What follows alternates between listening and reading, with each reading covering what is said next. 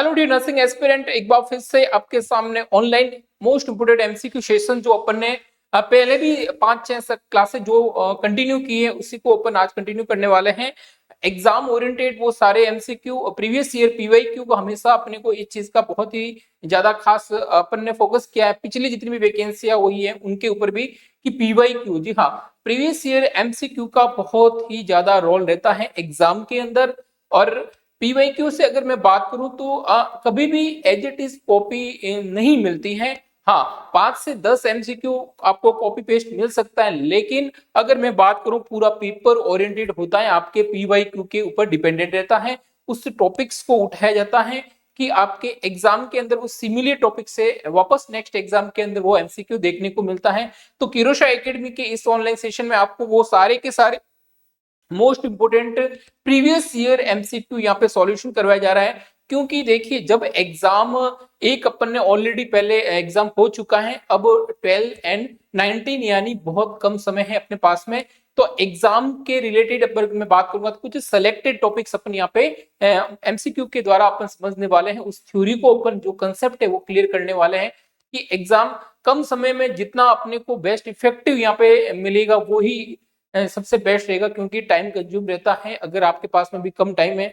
लेकिन अगर बात की जाए कि एमसीक्यू सबसे ज्यादा एक ही टॉपिक से बार बार एमसीक्यू देखने को मिल रहे हैं, साइकेट्रिक, जी हाँ, साइकेट्रिक का वेटेज बीएफएचएस के अंदर बहुत ज्यादा देखने को मिला है। तो आप अच्छे से साइकेट्रिक के एमसीक्यू सॉल्यूशन करें, क्योंकि देखिए साइकेट्री की अगर थ्योरी के ऊपर जाऊंगा तो मैं कहूंगा कि इतना हार्ड नहीं है, लेकिन जब उससे उस टॉपिक से जब एमसीक्यू बनता है उसको समझने में बहुत डिफिकल्टी होती है। ठीक है, तो इसलिए प्रैक्टिस मेक बिकम परफेक्ट। जब तक आप प्रैक्टिस नहीं करेंगे उस जितने भी एमसीक्यू हैं साइकेट्री के, ज्यादा से ज्यादा प्रैक्टिस करें। ओबीजी से भी एमसीक्यू आते हैं और साइकेट्रिक ड्रग से भी रिलेटेड है। डिप्रेशन के तो बहुत सारे एमसीक्यू आ गए, डिफेंस मैकेनिज्म के एमसीक्यू आ गए हैं। पीडियाट्रिक्स से रिलेटेड मैं बात करूं तो आपके जो माइलस्टोन्स है या फिर जो आपके अबगार स्कोर है, ये भी बहुत बार एमसीक्यू एग्जाम के अंदर देखने को मिला है। तो कुछ सिलेक्टेड जो अगर मैं बात करूं, आपको उस भीड़ का हिस्सा नहीं बनना है, ठीक है, तो उस भीड़ के हिस्से से बाहर निकलने के लिए आपको कुछ अलग करना पड़ेगा। आपके जो साथी हैं जिस राह पे चल रहे हैं, अगर आप भी उसी राह पर हैं तो अपने आप को अभी टाइम है अलग कर दीजिएगा, क्योंकि कुछ अलग, ठीक है ना, सिलेक्शन सभी का नहीं होगा।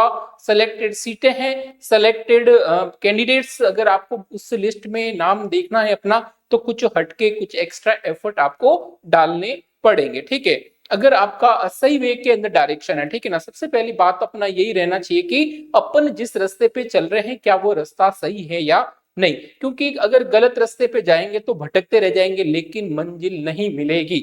इसलिए मंजिल तक पहुंचने के लिए अपना प्रॉपर गाइडेंस वे होना चाहिए, एकदम करेक्ट, ठीक है ना।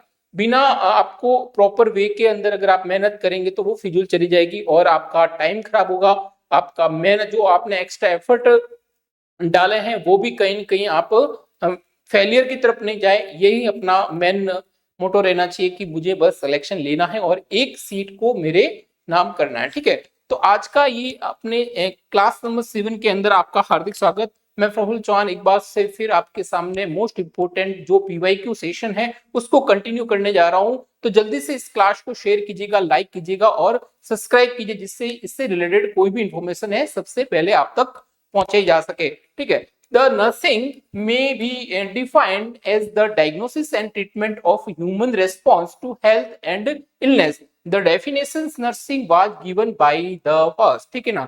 तो ये डेफिनेशन किसने दी थी कि क्या है, the diagnosis and treatment of human response to the health and illness, ठीक है ना। दिस डेफिनेशन किसने दी थी, क्या नाइटिंगेल दी थी। नाइटिंगेल की अगर मैं बात करूं तो ये क्या है, अपने goddess of nursing, this Florence Nightingale, ठीक है ना। फ्लोरेंस अगर अपने आपने ऑप्शंस के अंदर ये देख लिया तो इससे रिलेटेड 2-3 एमसीक्यू देखने को मिलता है। ठीक है, फ्लोरेंस नाइटिंगेल कौन है, गॉडेस ऑफ द नर्सिंग, जिन्होंने इस नर्सिंग के अंदर नई क्रांति लेके आए हैं। अगर मैं बात करूं तो जो नर्सिंग डे है वो इनके बर्थ डे के ऊपर मनाया जाता है। कब मनाया जाता है, तो 12 मई, ठीक है ना, 12 मई को ही इनका क्या हुआ था, जन्म हुआ था, और उन्हीं के याद में क्या मनाया जाता है, नर्सिंग दिवस। अगर मैं बात करूं इनका पूरी, अगर आपको बात करें तो 1820 इनका क्या रहने वाला है, डेट आपको पूरी अच्छे से याद होनी चाहिए कि कौन सा सन हुआ था, ठीक है ना, क्योंकि कई बार सन 12 मई ऑप्शंस के अंदर मल्टीपल हो सकते हैं, लेकिन आपको जो सन है वो भी याद रखना है। और अगर डेथ के बारे में पूछे, वैसे बहुत कम पूछा जाता है, लेकिन आपको याद रखना है 13 अगस्त, ठीक है ना, कितना है 13 अगस्त 1910, ठीक है ना, 1910 के अंदर इनका क्या हुआ था, डेथ हुई थी। किसके बारे में बात करें, फ्लोरेंस नाइटिंगेल। तो फ्लोरेंस नाइटिंगेल ने ये नहीं दिया था।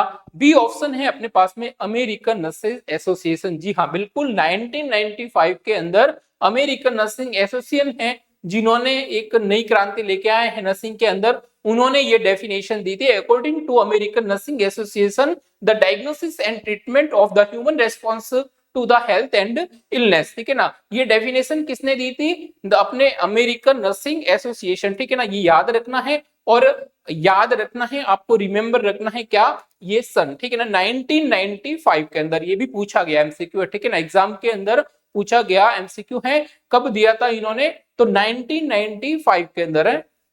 And C option, this is the Henderson, ठीक है ना, हेंडरसन नहीं है, वर्ल्ड हेल्थ ऑर्गेनाइजेशन WHO की अगर मैं बात करूं तो यहाँ पे 7 अप्रैल को, ठीक है ना, 7 अप्रैल को अपन क्या बनाते हैं, वर्ल्ड हेल्थ डे, ठीक है ना, वर्ल्ड हेल्थ डे 7 अप्रैल को WHO। तो ये भी नहीं रहने वाला है।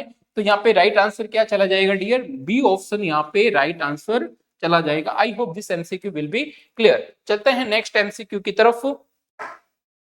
तो नेक्स्ट एमसीक्यू आपकी स्लाइड के ऊपर है, केयरफुली रीड कीजिएगा। What asking about this MCQ, A pregnant women is hospitalised, ठीक है ना। देखिए एक चीज मैं देखने को बार बार मिल रहा है कि ओबीजी और साइकेट्रिक, इन दोनों का वेटेज BFHS की वैकेंसी के अंदर बहुत ज्यादा देखने को मिल रहा है। तो इन दोनों सब्जेक्ट को बहुत अच्छे से आप पढ़ के जाइए, ठीक है। A pregnant women is hospitalized for treatment of pregnancy induced hypertension.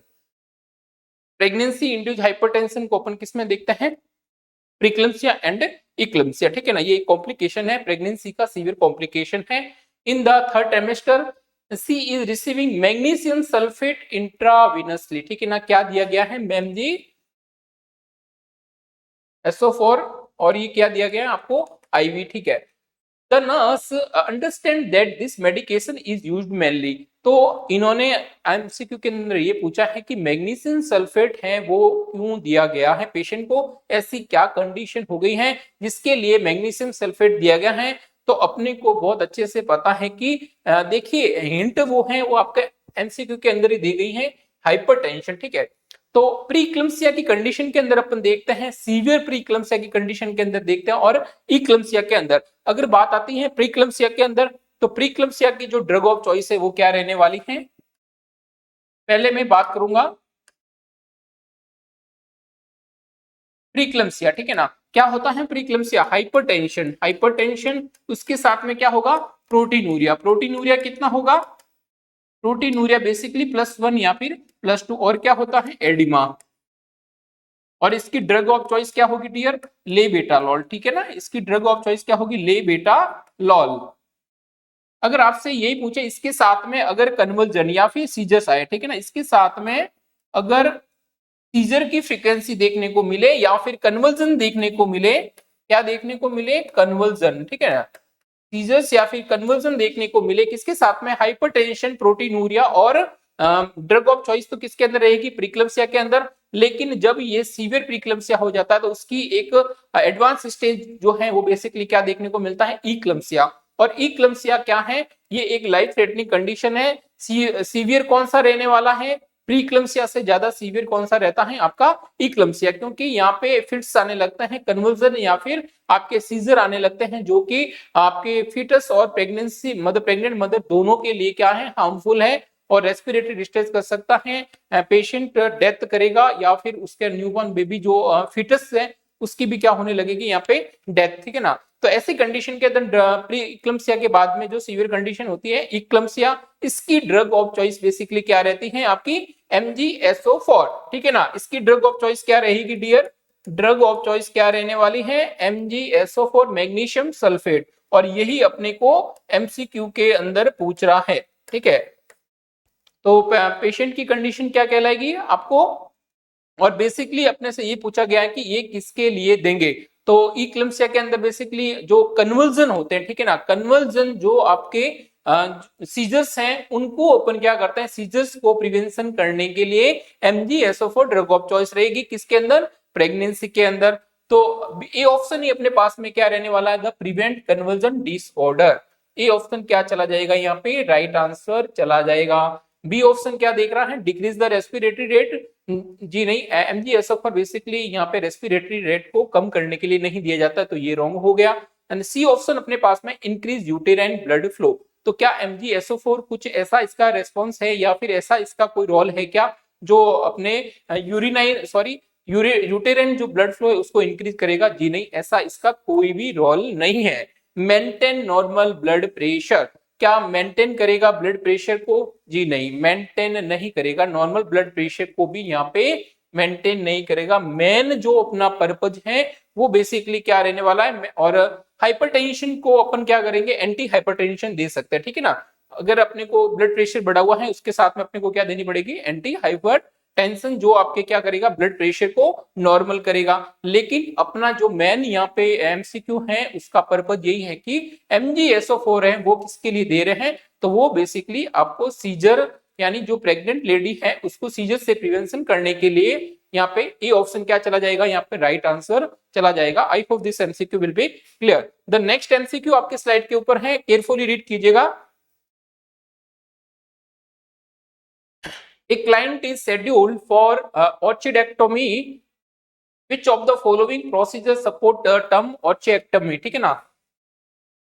तो ये बेसिकली किससे रिलेटेड है, ये बेसिकली आपके सर्जिकल रिमूव किया जाता है। किसको रिमूव किया जाता है, आपके टेस्टिस पार्ट को, ठीक है ना। मेल के जो टेस्टिस पार्ट है उसको रिमूव करने की जो ये प्रोसेस है उसको अपन क्या बोलते हैं, ऑर्चिएक्टोमी, ठीक है ना। क्या लगा हुआ है, एक्टोमी, एक्टोमी का मतलब क्या होता है, रिमूव, क्या होता है, रिमूव। और किसको रिमूव करेंगे, टेस्टिस पार्ट को, ठीक है ना, टेस्टिकल पार्ट को,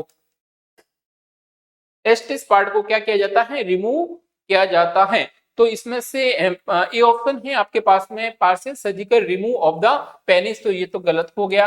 B option the dissection of the related lymphectomy करता है, ठीक है ना, उसमें क्या करते हैं, लिम्फेक्टोमी, तो ये भी आपका रॉन्ग आंसर हो जाएगा। सी ऑप्शन चला जाएगा कि surgical removal of the entire scrotum, ठीक है ना। तो याद रखिएगा, कंफ्यूजन नहीं होना है, कंप्लीट स्क्रोटम यानी एंटायर स्क्रोटम को कभी भी रिमूव नहीं करना है। रिमूव किसको करेंगे यहाँ पे अपन, टेस्टिकल को, ठीक है ना, टेस्टिस को रिमूव करना। This is the surgical procedure of the remove is the testis, ठीक है, टेस्टिकल। डी ऑप्शन क्या चला जाएगा यहाँ पे, राइट आंसर चला जाएगा। I hope this MCQ will be clear, ठीक है ना। इस तरह से आपको हर एक ऑप्शन के बारे में भी पता होना चाहिए। कई बार ऐसा होता है कि एग्जाम के अंदर अपने को आ रहा है लेकिन लॉट ऑफ कंफ्यूजन यहाँ पे प्रेजेंस रहते हैं, ठीक है ना। तो इसके कारण अपने हमेशा दो ऑप्शन के बीच में जब कंफ्यूजन रहता है तब अपना जो फर्स्ट जैसे MCQ आपने पढ़ा और वो दिमाग है जिसके अंदर, दिमाग के अंदर जो MCQ का आंसर निकलता है वो हमेशा अपन उसको बेस्ट मानते हैं, ठीक है ना। तो ये टेक्निक आप भी यूज कर सकते हैं। तो डी ऑप्शन क्या चला जाएगा, या फिर दूसरा वे ये रहेगा कि आपको क्या करना है, अवॉइड मेथड, ठीक है ना, जिसको ऑप्शंस को बेसिकली अपन क्या करते हैं, जो जो ऑप्शन नहीं लग रहा है उसको अपन क्या कर सकते हैं, हटा के जो फाइनली जो अपने पास में बचेगा वो क्या हो जाता है, फाइनली रिमूव मेथड भी यहाँ पे। तो डी ऑप्शन क्या चला जाएगा, यहाँ पे राइट आंसर चला जाएगा। The next MCQ, which of the following will be the abnormal in a children with the diagnosis of hemophilia? Haemophilia का यहाँ पे पेशेंट है। हीमोफीलिया बेसिकली अगर मैं बात करूं तो कौन सा फैक्टर रहेगा आपका, 9th एंड 10th, ठीक है ना, 9th and 10th। This is the haemophilia, haemophilia A and haemophilia B.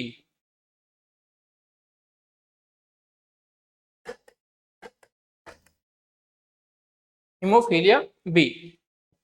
तो यहाँ पे बेसिकली अब नॉर्मल क्या रहने वाला है, क्या प्लेटलेट्स अब नॉर्मल रहेंगे, तो प्लेटलेट्स कम होता है उसको अपन क्या बोलते हैं, थ्रोम्बोसाइटोपिनिया, ठीक है ना। और जो इंक्रीज होता है उसको अपन क्या बोलते हैं, थ्रोम्बोसाइटोसिस, ठीक है ना।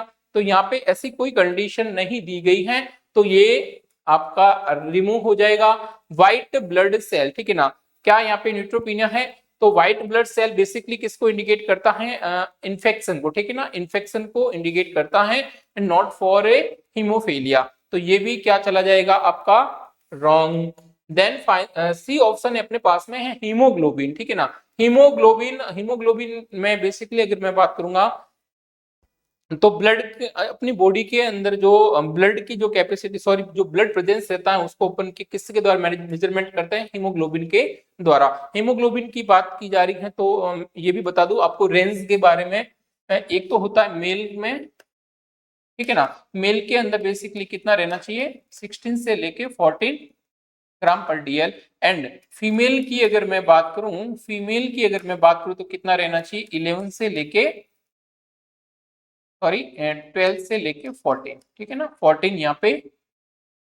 अगर आपसे चाइल्ड या फिर इन्फेंट के बारे में पूछा जाए, ठीक है ना, इन्फेंट के बारे में पूछा जाए तो अपन कितना कर सकते हैं? 16 से लेके 18 यहाँ पे ग्राम पर डीएल, सॉरी एमजी पर डीएल यहाँ पे होगा, ठीक है। तो डी ऑप्शन क्या चला जाएगा? पार्शियल थ्रोम्बोप्लास्टिन, ठीक है ना, पीटी। ये बेसिकली क्या चला जाएगा यहाँ पे? क्लोटिंग फैक्टर, ठीक है ना। तो डी ऑप्शन क्या चला जाएगा? रिस्पॉन्सिबल क्या रहता है? अपन किसको चेक करते हैं? पार्शियल थ्रोम्बोप्लास्टिन टाइम को, ठीक है ना, जिसके पर जो क्लोटिंग फैक्टर है आपका कौन सा? 9th या फिर 10th, जिसको हीमोफीलिया ए एंड बी से अपन क्या करते हैं? प्रेजेंट करते हैं। तो डी ऑप्शन क्या चला जाएगा यहाँ पे? राइट आंसर चला जाएगा, क्योंकि अपने से जो एमसीक्यू पूछा गया है कि अब नॉर्मल, तो मेनली यहाँ पे जो आपका पीटीटी जो पार्शियल थ्रोम्बोप्लास्टिन टाइम है, इसमें अब नॉर्मलिटी आएगी, इसमें अब नॉर्मलिटी तब बेसिकली क्या देखने को मिलता है आपको? हीमोफीलिया, ठीक है ना। तो डी ऑप्शन क्या चला जाएगा यहाँ पे? राइट आंसर चला जाएगा। नेक्स्ट एमसीक्यू की तरफ जाने से पहले बाबा फरीदाबाद यूनिवर्सिटी के अंदर जो शानदार ये वैकेंसी है, एग्जाम बहुत जल्दी होने वाले हैं, तो टेस्ट प्रैक्टिस जरूर करनी चाहिए आपको। तो मात्र 150 के अंदर आपको प्रीवियस ईयर के जितने भी पीवाईक्यू हैं वो मिल रहे हैं। 399 के अंदर आपको टेस्ट सीरीज मिलेगी जो बहुत ही शानदार आपकी प्रैक्टिस के अंदर आपके गोल ओरिएंटेड है। जितने भी एमसीक्यू हैं वो सारे के सारे आपके बीएफएचएस के पुराने प्रीवियस ईयर के पेपर और जो मोस्ट इंपोर्टेंट सिलेक्टेड टॉपिक है उनके अकॉर्डिंग बनाई गई टेस्ट सीरीज है, तो बहुत हेल्पफुल रहेगी। और उसके साथ में आपको एमसीक्यू टेस्ट कोर्स, जी हाँ, सबसे शानदार एमसीक्यू टेस्ट कोर्स है वो आपको अवेलेबल है मात्र 999 के अंदर। तो जरूर परचेज कीजिए और अपनी प्रिपरेशन को और भी ज्यादा बेहतरीन बनाएं। किरोशा एकेडमी के ऐप को डाउनलोड कीजिए और अभी जाके इस चैनल को जरूर फॉलो कीजिए, क्योंकि इससे रिलेटेड कोई भी वैकेंसी की इंफॉर्मेशन है वो आपके पास में पहुंचाई जाए। इस सब्सक्राइब जरूर कीजिएगा। वैकेंसी बहुत ही अच्छी वैकेंसी है, पोस्ट भी ज्यादा है। एक वैकेंसी की अगर मैं बात करूं, एग्जाम हो चुका है और अगेन आपके नेक्स्ट एग्जाम है वो 12 अप्रैल को और 19 अप्रैल को होने वाला है। तो अपने आप को प्रिपेयर रखिएगा। द नेक्स्ट एमसीक्यू अपने पास में कि a patient is admitted to the medical unit with the possible Graves disease, ठीक है ना।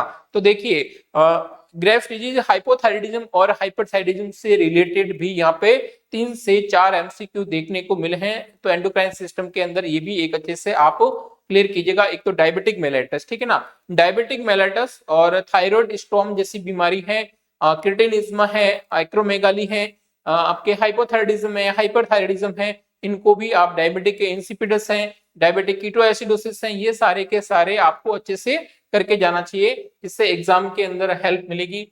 ए patient is admitted medical unit with the Graves disease यानी हाइपरथायराइडिज्म यानी टीएचएस का लेवल क्या है? डिक्रीज है, लेकिन T3 एंड T4 का लेवल क्या है आपका? इंक्रीज है। किसके अंदर देखने को मिलेगा ये? बेसिकली अगर मैं बात करूं तो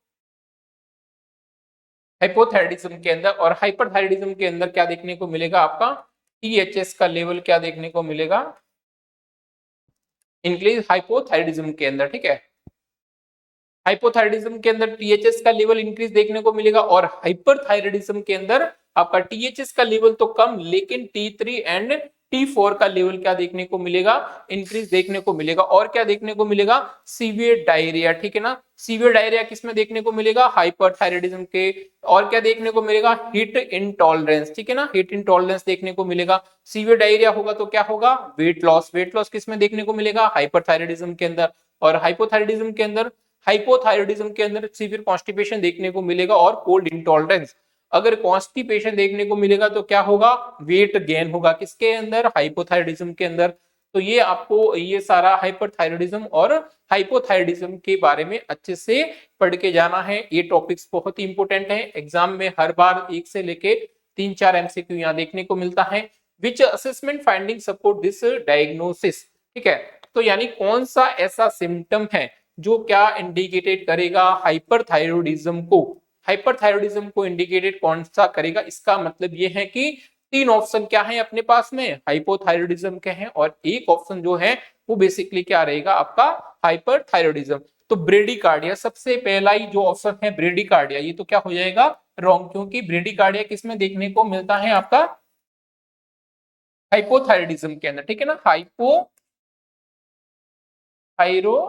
के अंदर देखने को मिलता है ब्रेडिकार्डिया। टेकीकार्डिया बेसिकली किसमें देखने को मिलता है, हाइपरथायरॉयडिज्म के अंदर। तो ये भी रॉन्ग हो गया। पेरी ऑर्बिटल एडिमा, ठीक है ना, तो जो आपके ऑर्बिटल के सराउंडिंग जो बेसिकली स्वेलिंग देखने को मिलती है, ये भी किसके अंदर देखने को मिलती हैं, आपके हाइपोथायरॉयडिज्म के अंदर, एक्सोप्थेल्मस, ठीक है ना। तो ये बेसिकली सी ऑप्शन जो है वो किसमें देखने को मिलता है, एक्सोप्थेल्मस बेसिकली किसमें देखने को मिलता है आपका, हाइपरथायरॉयडिज्म के अंदर। अगेन जो आपका हॉर्स वॉइस है वो किसमें देखने को मिलेगा,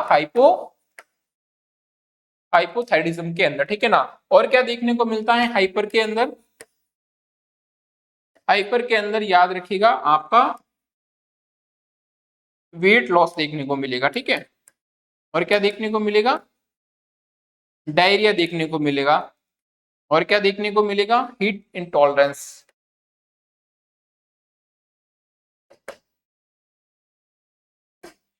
और क्या देखने को मिलेगा, heat intolerance.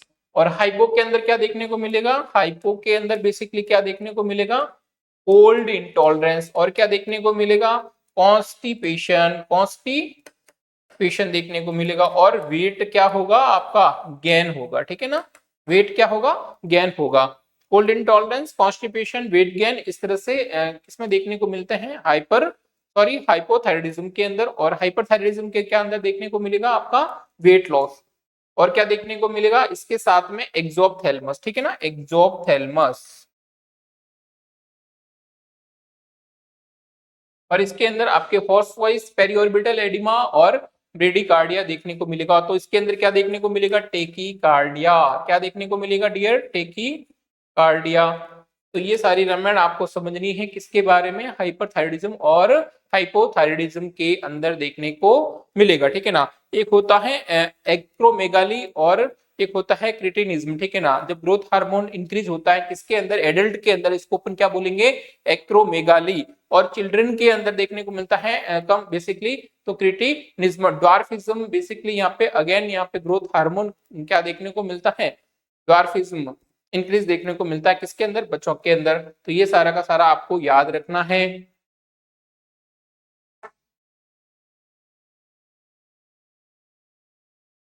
The next MCQ आपकी स्लाइड के ऊपर है, a client has been receiving lithium, ठीक है, the for past 2 week for the treatment of bipolar illness.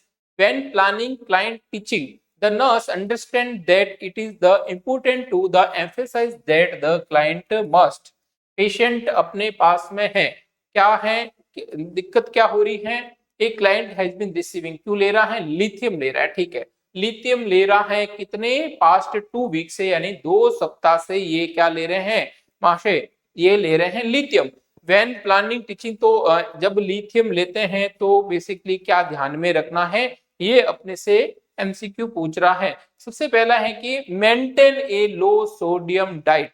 देखिए ये एमसीक्यू आपके पिछली बार एग्जाम के अंदर आया था और मोस्ट ऑफ ने यहाँ पे ये टिक कर दिया था, यानी मेंटेन नहीं करना है, ठीक है ना, अपने को लो सोडियम डाइट को मेंटेन नहीं करना है, यानी सोडियम डाइट लो है इसका मतलब अच्छा है, ठीक है। नहीं तो क्या कर सकती हैं, अगर सोडियम डाइट है, अगर सोडियम डाइट है वो क्या होगी, इंक्रीज होगी, तो क्या करेगी, लिथियम की टॉक्सिसिटी करेगी, क्या करेगी, लिथियम की टॉक्सिसिटी करेगी, ठीक है ना, अच्छे से समझ लीजिएगा। बी ऑप्शन है come in for the evaluation for serum lithium level every 1 to 3 months। ये बात बिल्कुल सही है, ठीक है ना। लिथियम लेवल एक्चुअली बॉडी में बढ़ेगा तो अपने का यही एक इलाज है कि अपने को क्या करना है, हर 1 से लेके 3 मंथ के अंदर इसको रूटीन चेकअप के अंदर डाल दो, ठीक है ना। ये सबसे बेस्ट इफेक्टिव यहाँ पे मेथड रहने वाला है। किसको, लिथियम को बेसिकली यहाँ पे मैनेज करना है और लिथियम टॉक्सिसिटी को बेसिकली यहाँ पे मैनेज करना है। तो सी ऑप्शन है, have the blood lithium level drawn during the summer month, ठीक है ना। तो ऐसा बिल्कुल नहीं देखने को मिलता है। Take a diuretic with lithium, ठीक है ना। तो लिथियम के साथ में कभी भी डायूरेटिक नहीं देना, नहीं तो क्या करेगा, लिथियम की टॉक्सिसिटी, अगेन क्या करेंगे, लिथियम की टॉक्सिसिटी यहाँ पे पोज करेंगे। तो डी ऑप्शन भी क्या चला गया, आपका रॉन्ग आंसर चला गया। तो अब ये आई होप राइट आंसर क्या चला जाएगा, come in the for evaluation of serum lithium level every 1 से लेके 3 मंथ। तो बी ऑप्शन क्या चला जाएगा, राइट आंसर चला जाएगा। द नेक्स्ट एमसीक्यू अगेन आपकी स्लाइड के ऊपर है। What asking about this MCQ? The nurse recognized dyspnea at which of the following? क्या पेशेंट किसका है अपने पास में, डिस्पनिया का, ठीक है ना, डिस्पनिया का। डिस्पनिया का है, इसका मतलब क्या है, difficulty in breathing.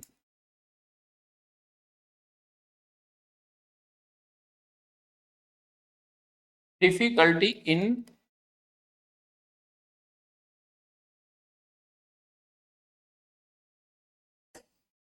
Difficulty in breathing, breathing में क्या है, प्रॉब्लम है। तो ऐसे पेशेंट को सबसे पहले क्या देनी होती है, पोजीशन, ठीक है ना। पोजीशन कौन सी देंगे, हाई फाउलर, कौन सी देंगे, हाई फाउलर, ठीक है। देन अपन क्या कर सकते हैं, नीड है तो ऑक्सीजन प्रोवाइड करवानी है। इंक्रीज अवेयरनेस, और भी याद रखिएगा डिस्पनिया के पेशेंट को अपन क्या दे देंगे, प्रॉपर रेस्ट देना है, ठीक है ना। ऐसे में नहीं कि पेशेंट को तो डिस्पनिया हो रहा है और आप उसको क्या करवा रहे हैं, वॉकिंग करवा रहे हैं, ऐसा नहीं होना चाहिए। क्योंकि इससे क्या होगा, डिमांड बढ़ेगी, ठीक है ना, ऑक्सीजन की क्या होगी, डिमांड होगी। अब डिमांड को डिक्रीज करना है तो क्या करोगे, आप उसको पेशेंट को रेस्ट करवाओगे और किसी भी तरह का रेस्टलेसनेस यहाँ पे नहीं हो, ये भी आपको ध्यान रखना है। Increase awareness of the respiratory effect, या फिर decrease alveolar ventilation, increase rate and depth of the respiration, या फिर decrease oxygen saturation of the venous blood, ठीक है ना।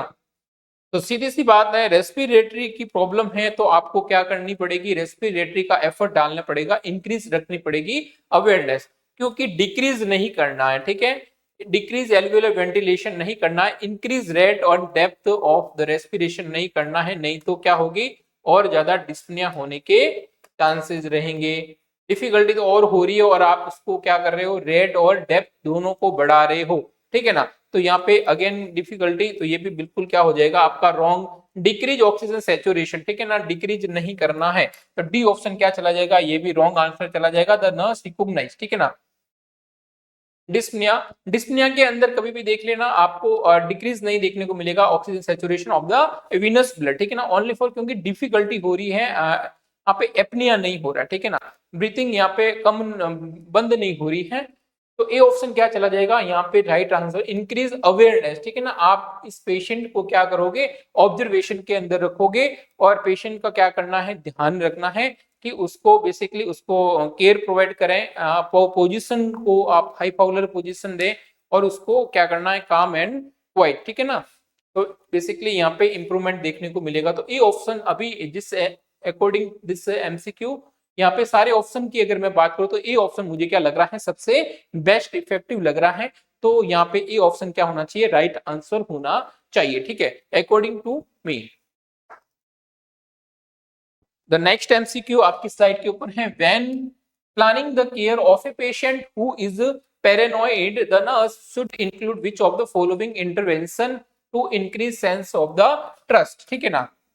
पेशेंट किसका है, देखिए पैरानोइड शिजोफ्रेनिया का पेशेंट, सॉरी पैरानाइड के रिलेटेड अगर मैं बात करूं तो यहाँ पे ये अपन कितना 4 क्वेश्चन ऑलरेडी पहले कर चुके हैं और ये 5वां एमसीक्यू यहाँ पे देखने को मिल रहा है। तो इस तरह से कुछ सेलेक्टेड टॉपिक हैं आपके एग्जाम के अंदर बार बार पूछे जा रहे हैं। तो पैरानोइड के अंदर बेसिकली सबसे बड़ी दिक्कत होती है कि ये एडजस्टमेंट नहीं होते हैं दूसरों के साथ में, क्योंकि इनको ट्रस्ट नहीं रहता है, ठीक है ना। Do not trust to other, ठीक है ना, do not trust to others. दूसरों के ऊपर इनको क्या नहीं होता है, भरोसा नहीं होता है। ये क्या रहते हैं, सेल्फ सेंटर्ड रहते हैं, अपने आप में ही खोए रहते हैं। और क्या रहता है, ऐसे में ये बेसिकली क्या करते हैं, दूसरों पे भरोसा नहीं करेंगे और खुद क्या रहेंगे, बिल्कुल अकेले रहेंगे। और इनको किसी से मिलना जुलना पसंद नहीं है, इनको सोशली रहना पसंद नहीं है, इनको दूसरों के साथ में किसी भी सब्जेक्ट या फिर किसी भी टॉपिक्स को डिस्कशन करना पसंद नहीं है। तो इस तरह से पर्सनैलिटी वाले पेशेंट के बारे में अपने को ये पूछा गया कि कौन सी बात इनसे रिलेटेड सच है, ठीक है ना। Give the patient the nurse home phone number for support, ठीक है ना। तो ऐसे पेशेंट को कभी भी अपने को पेशेंट को नर्स होम या फिर उसके नर्स के घर पे बात नहीं करवानी चाहिए, और सपोर्ट इस तरह से कोई नीड नहीं रहने वाली और न ही इससे इसको सपोर्ट मिलेगा, ठीक है। B option, spend more time with this patient than with or other patient, ठीक है ना। तो spend more time with this patient than other with other patient, ठीक है ना।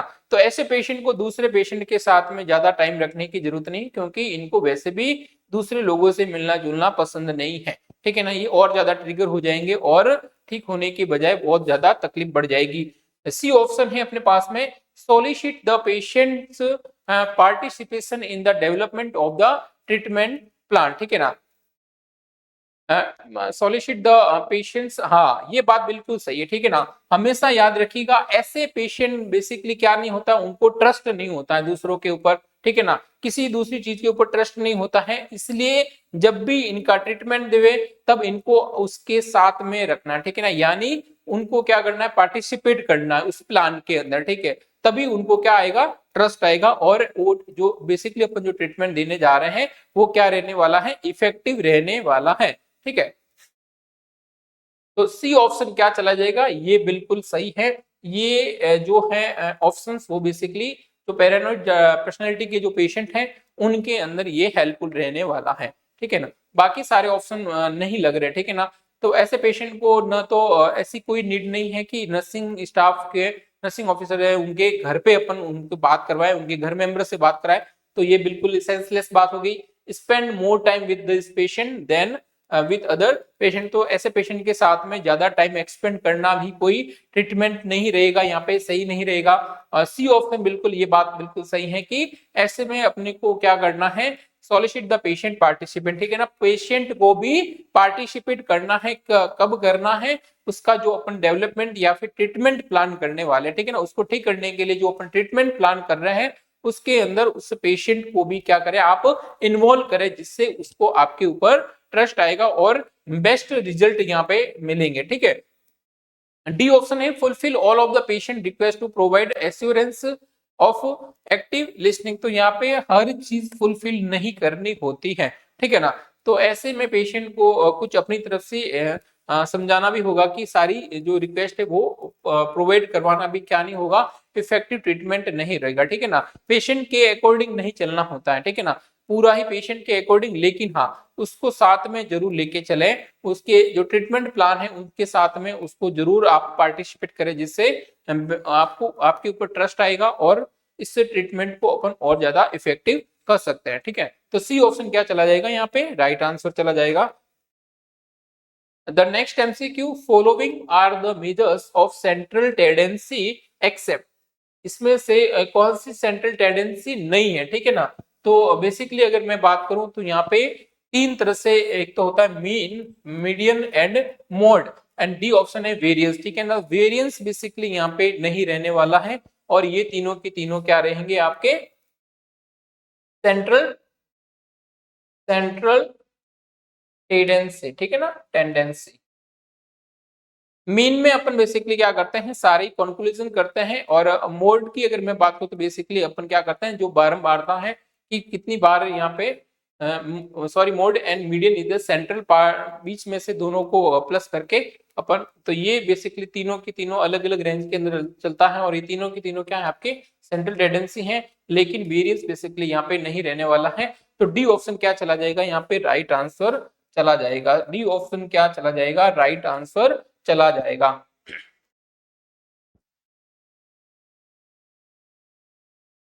तो नेक्स्ट एमसीक्यू अपने पास में, a newly admitted client with a long history of alcoholism complains of burning and tingling sensation of the feet, the nurse would recognize these symptom as indicated of which condition?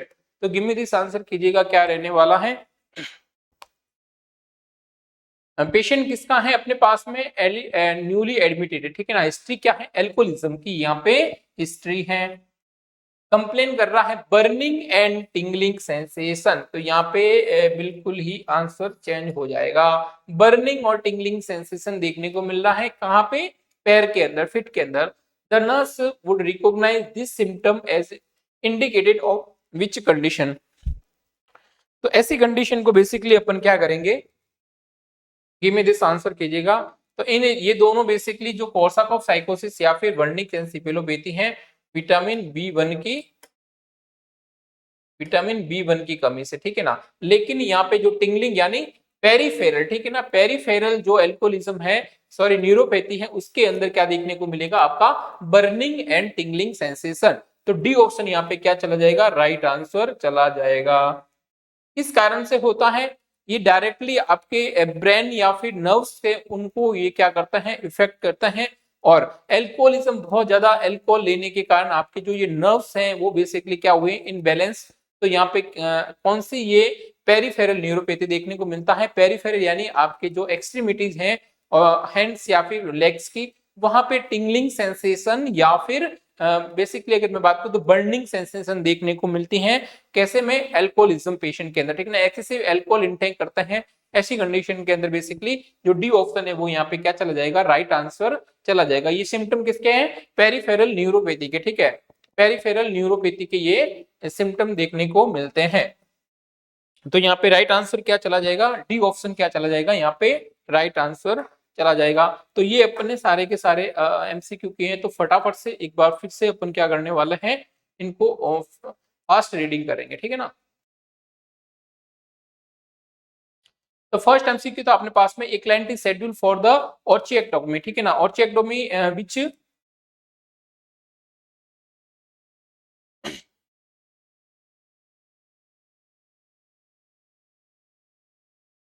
ये अपन ने basically किया था कि ऑर्चिएक्टोमी का patient है, ऑर्चिएक्टोमी patient के अंदर basically अगर मैं बात करूंगा तो क्या करेंगे, रिमूव करना है, किसको, टेस्टिस को रिमूव करना है, न कि अपने कंप्लीट स्क्रोटम को रिमूव नहीं करना है, ठीक है ना। तो ये भी आपको क्या करना है, याद रखना है।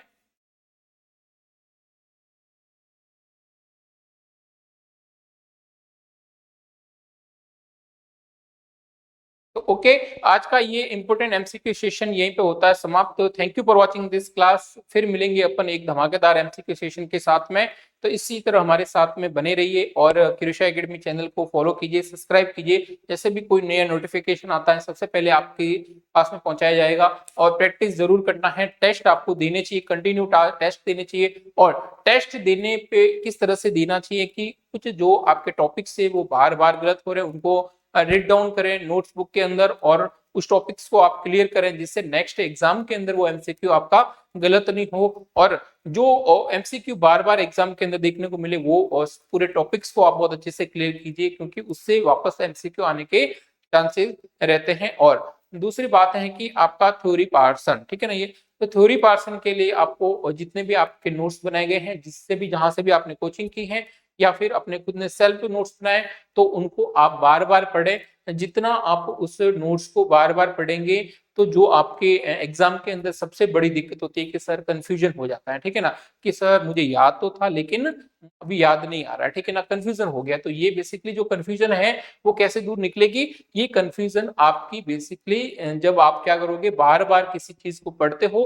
तब आपको अच्छे से वो रिमेंड हो जाती है, फिर उसमें कंफ्यूजन नाम की कोई चीज नहीं रहती है।